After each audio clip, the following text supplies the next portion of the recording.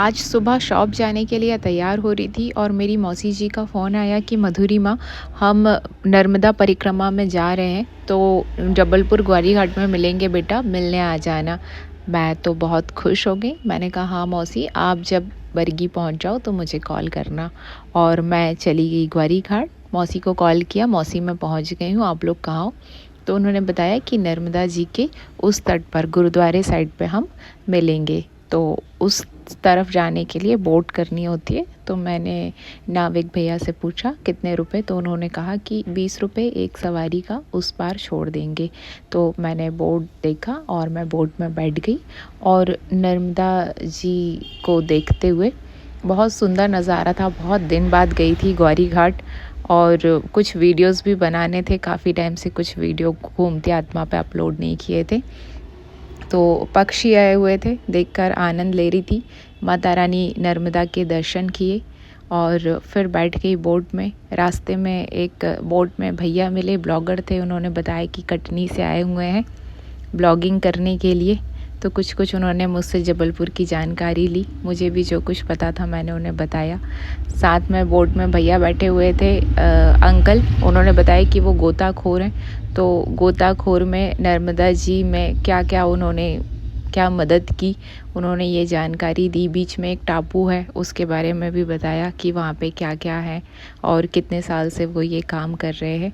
और ये दूर से जो वाइड एंगल व्यू मुझे देखने मिल रहा था, ये बहुत ही खूबसूरत था। शांत जल था और माता रानी नर्मदा की एनर्जी इतनी ज़्यादा हाई थी, मेरा मन परेशान भी था तो शांत हो गया और जो एनर्जी थी उससे बहुत ज़्यादा एनर्जी हाई हो गई।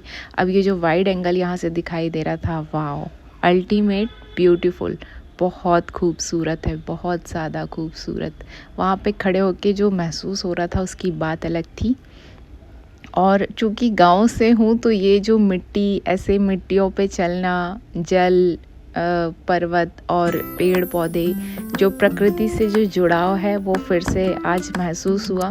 तो बहुत आनंद आ रहा था। ऐसे किनारे किनारे नाविक भैया ने बताया कि जहाँ पे आपको जाना है वहाँ ऐसे पैदल पैदल चले जाइए तो आप वहाँ पर पहुँच जाएंगे। तो अच्छा लग रहा था, धीरे धीरे पैदल चल रही थी, नज़ारा देखते हुए महसूस कर रही थी प्रकृति को, मिट्टी को, जल को और माता रानी की एनर्जी को, ऊर्जा को।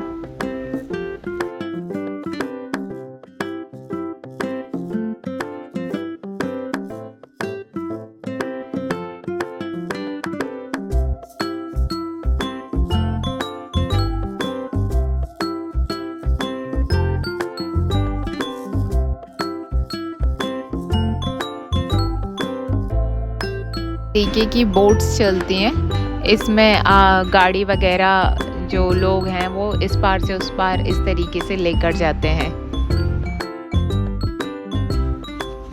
अच्छा है कभी कभी शहर से दूर, भीड़ भाड़ क्राउड से दूर, ऐसे शांत जगह पे आ जाओ। बहुत भाग्यशाली हैं जबलपुर वासी।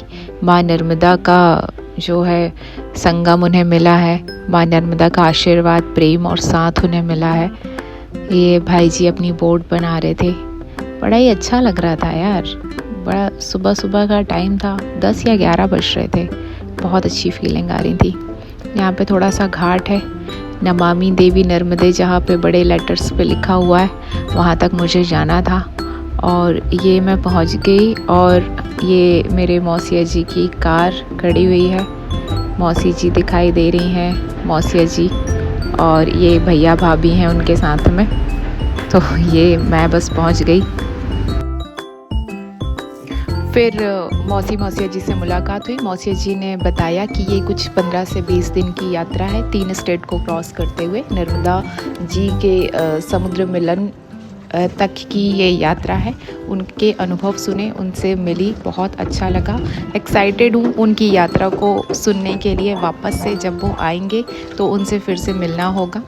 और फिर मैं फिर से वापस से बोट में अपना बैठी और मैं आ गई इस तट पर। और फिर मैंने कबूतरों के लिए, पक्षी के लिए वो जो दाने, सेव दाने होते हैं नमकीन, वो लिए और फिर एक भैया को दिया कि भैया आप ये पकड़िए, मैं वीडियो बना रही हूँ। ये प्रवासी पक्षी हैं जो उत्तर भारत से आते हैं ठंड के मौसम में। कुछ फ़ैब तक ये यहाँ रहते हैं, नवंबर में आते हैं। तो ये 4 महीने के लिए ग्वारी घाट में और रौनक ला देते हैं, खूबसूरती बढ़ा देते हैं। और बहुत बड़ी बात है कि हज़ारों किलोमीटर से उड़कर आना इतनी ठंड में, उत्तर भारत से, ठंडे प्रदेश से ये हज़ारों किलोमीटर की यात्रा तय करके यहाँ पर आते हैं।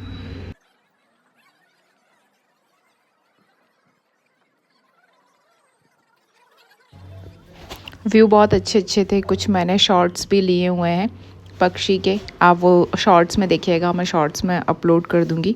तो बस ये चलते चलते सीढ़ियाँ चढ़ते हुए मैं ऊपर आ गई और भोलेनाथ के दर्शन किए यहाँ पर लेफ़्ट में। और ये खड़ी थी मेरी प्यारी सी वेस्पा गाड़ी जिसमें मैं घूमती रहती हूँ। तो बाय बाय, मिलते हैं फिर नेक्स्ट किसी ब्लॉग में, घूमती आत्मा में। Take care.